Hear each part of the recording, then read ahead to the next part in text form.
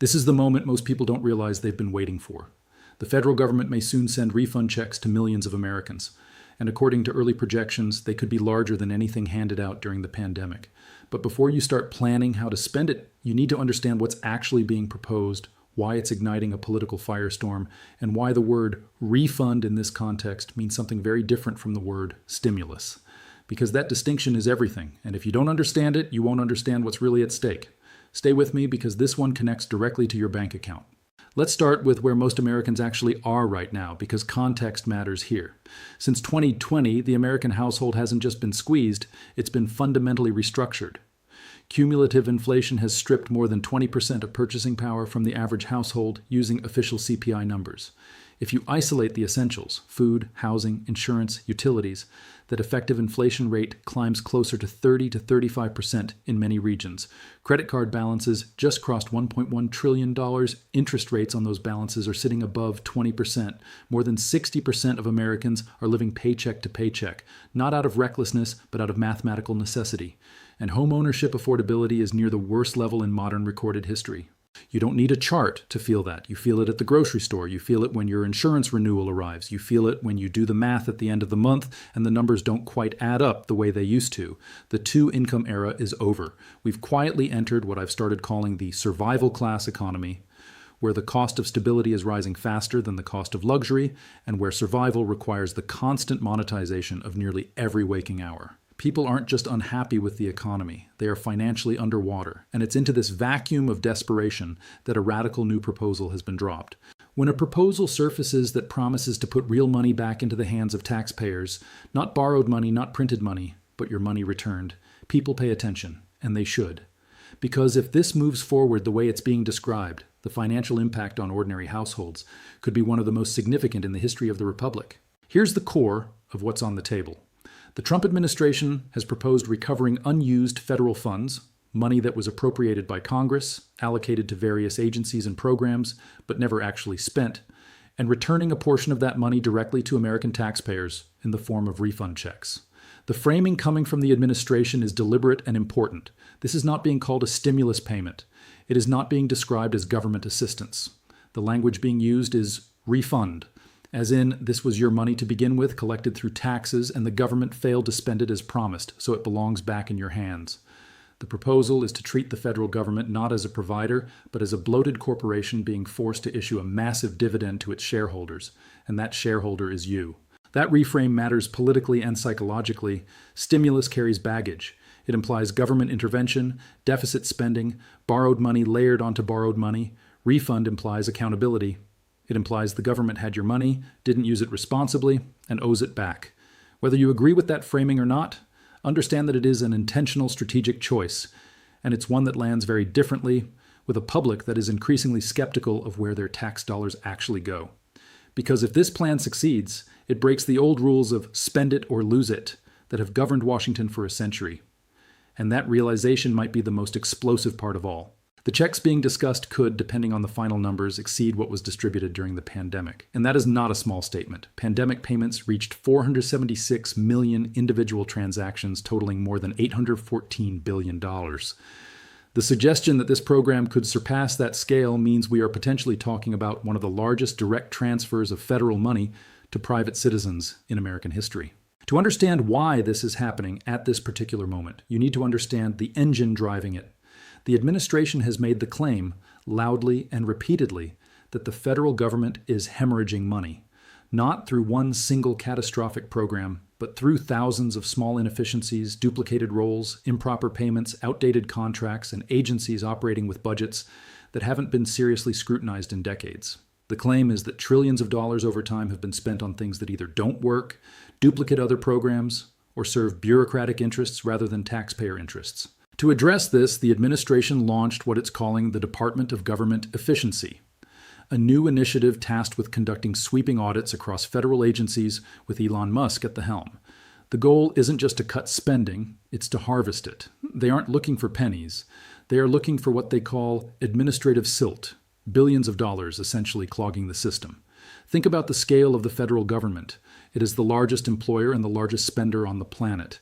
Musk's directive is to treat the federal budget like a tech company on the verge of bankruptcy. If a department isn't providing a direct measurable value to the citizen, its budget is being viewed as a potential refund check for a family struggling to pay their mortgage in Florida or their auto insurance in California. The sources being examined include unused federal program funds that were allocated but never deployed, agency budget surpluses carried forward from prior fiscal years, documented improper payments across departments, which the GAO estimates at roughly $247 billion every single year, and money tied to agencies being restructured or significantly downsized, including USAID. Over a decade, those improper payments alone represent $2.5 trillion. The refund check proposal flows directly from that logic.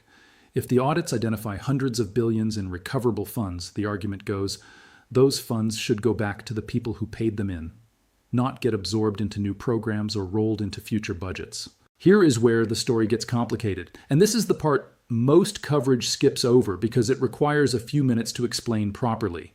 But if you don't understand this piece, you don't understand why this proposal is genuinely controversial beyond just partisan disagreement.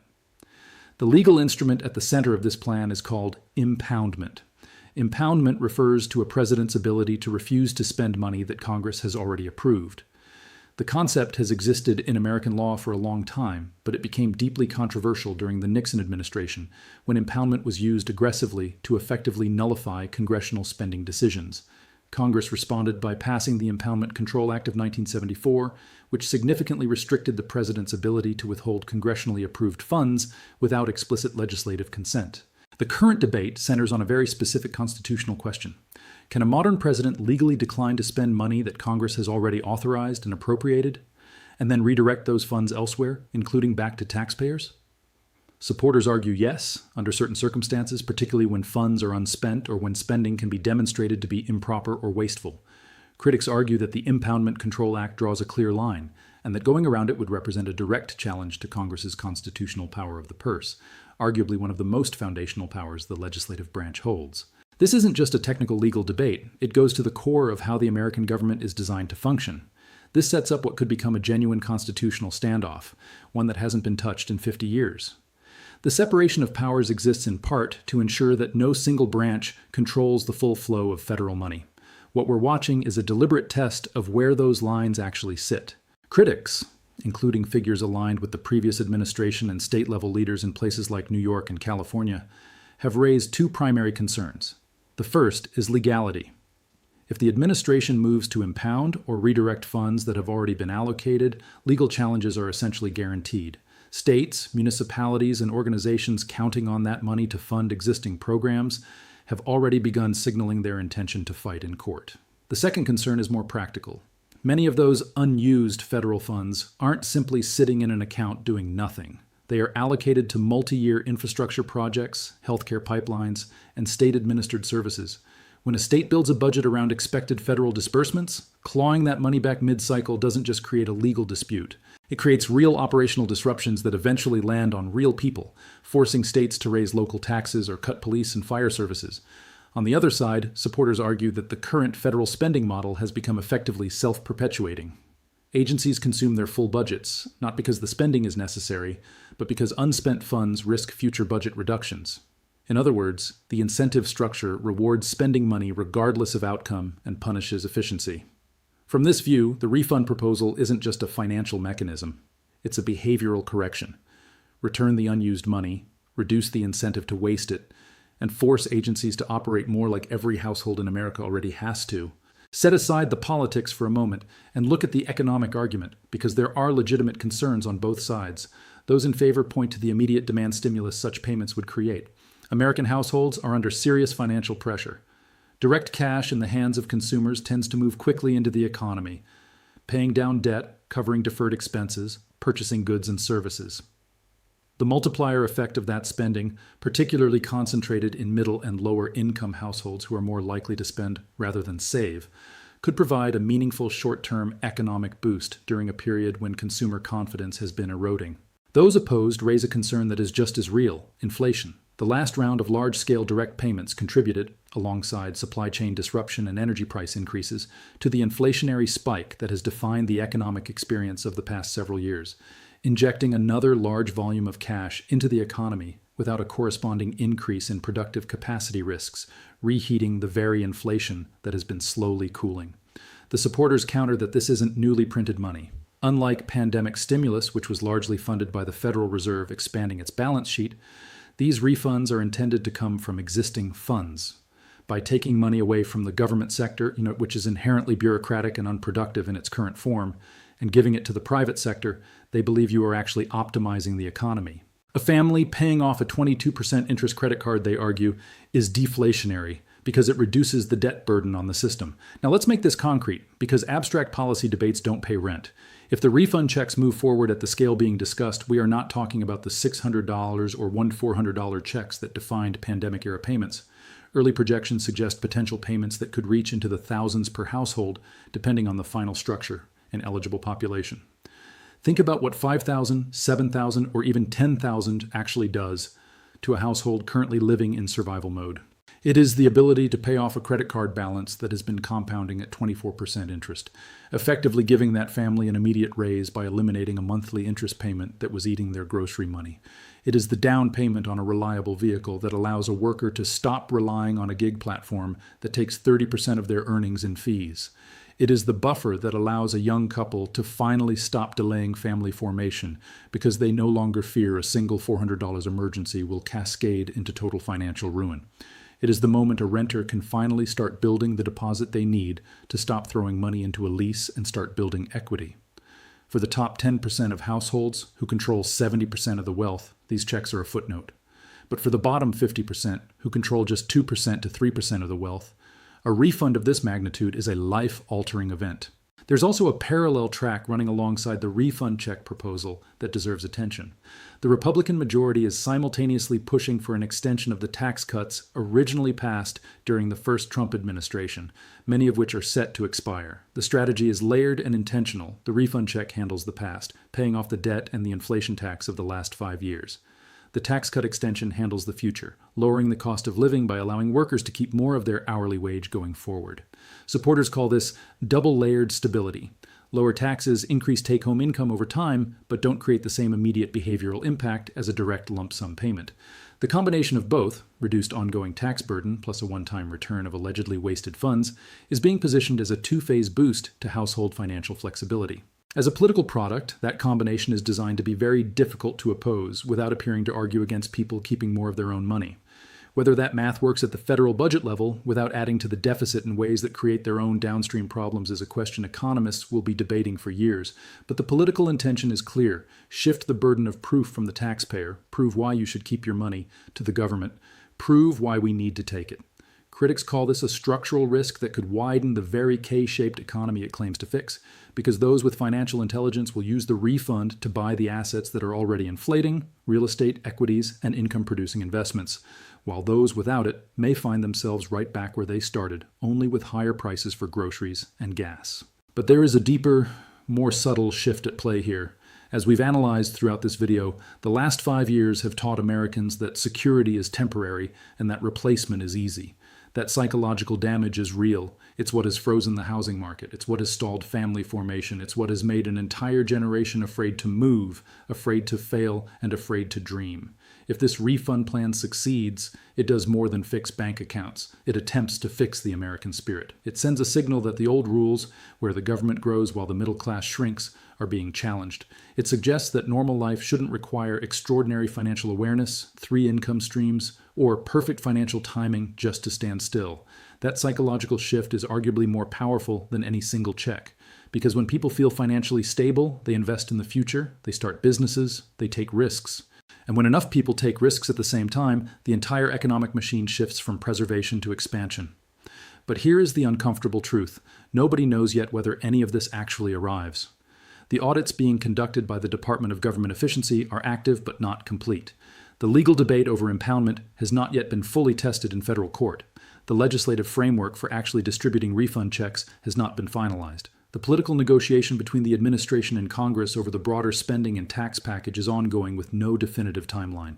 The critics haven't gone away. They warn that the found money being promised might be ghost money, funds that exist on paper but are already tied up in the survival infrastructure of the state. If the cuts go too deep or too fast, The cost of stability, insurance, healthcare, utilities could spike even higher as public services are reduced or privatized. What that means practically is this. If the plan moves forward without significant legal obstruction and the audits produce the numbers being claimed, payments could begin reaching households within months. The infrastructure for direct federal payments to citizens already exists. The pandemic proved that at scale.